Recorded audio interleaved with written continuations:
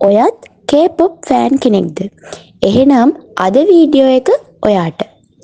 අද වීඩියෝ එක අන්තිම වෙනකම් බැලුවොත් ඔයාට පුළුවන් දැනගන්න K-pop method එක use කරලා ඔයාගේ පාඩම් වැඩ කරන්නේ කොහොමද කියලා.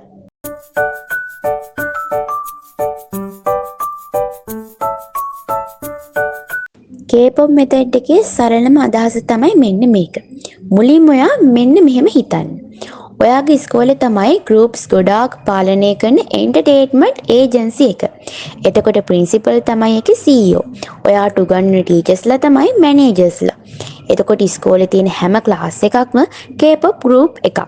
ඒ ක්ලාස් වල ඉන්න ළමයි තමයි group membersලා. ඔයා ඉන්න ක්ලාස් එක තමයි ඔයාගේ group එක. සහ ඒ group එකේ එක member කෙනෙක් තමයි ඔයා.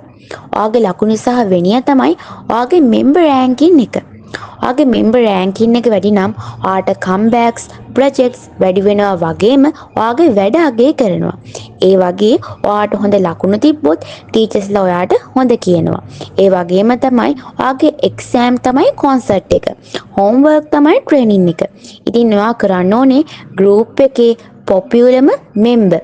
එහෙමත් නැත්නම් ආගේ ක්ලාස් එකේ best student වෙන්න මහන්සියෙන් වැඩ කරන එක. දැන් අපි බලමු K-pop idol කෙනෙක් වගේ ට්‍රේනින් කරලා පාඩම් කරන්නේ කොහොමද කියලා. 1. subjects වලට roles දාගන්න. K-pop group එකේ leader, main vocal වගේ roles තියෙනවා. ඒ වගේ සබ්ජෙක්ට් එක බෝරින් නොවි ලේසියෙන් මතක තියාගන්න වගේම ෆන් එකේ පාඩම් කරන්න ඔයාට පුළුවන් එක එක සබ්ජෙක්ට්ස් වලට රෝල් දාගන්න. උදාහරණයක් විදිහට හිතන්න ඉංග්‍රීසි වලට communication member, maths main brain, science experiment member වගේ නික්නේම් වලින් හඳුන්වන්න පුළුවන්. 2. daily practice session. K-pop idolsලා හැමදාම ප්‍රැක්ටිස් කරනවා. ඒ වගේ ඔයත් best student වෙන්න හැමදාම පාඩම් කරන්න ඕනේ. මේක තමයි ඔයාගේ training period එක. 3. comeback system එක use කරන්න. ඔයාලා දන්නවා K-pop group එකක් අලුත් song එකක් release කරන එක ලොකු අවස්ථාවක්. ඒක එයාලගේ comeback එක. ඒ වගේ ඔයත් study comeback එකක් ගන්න.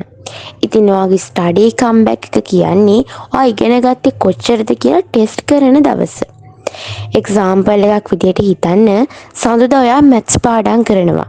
අඟහරුවාදා සයන්ස්, බදාදා ඉංග්‍රීසි වගේ මේ දවස්වල ඔයා ට්‍රේනින් වෙනවා. ඊදා ඔයා පාඩම් කරපු වගේ ටෙස්ට් එකක් ඔයාටම දෙනවා. ඒ තමයි ඔයාගේ කම්බැක් එක. 4. performance mode. K-pop idol කෙනෙක් perform කරනවා කියලා හිතාගෙන ඔයාට පුළුවන් කණ්ණාඩියේ ඉස්සරහට ගිහිල්ලා හඬ නගා explain කරන්න.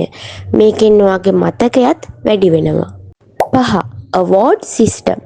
එදා දවසේ ඔයාගේ target එක complete වුණාම ඔයාට පුළුවන් ඒ වෙනුවෙන් ආස සින්දුවක් අහන්න, ඔයාට chocolate එකක් අරගන්න වගේ ඔයාටම award එකක් දෙන්න.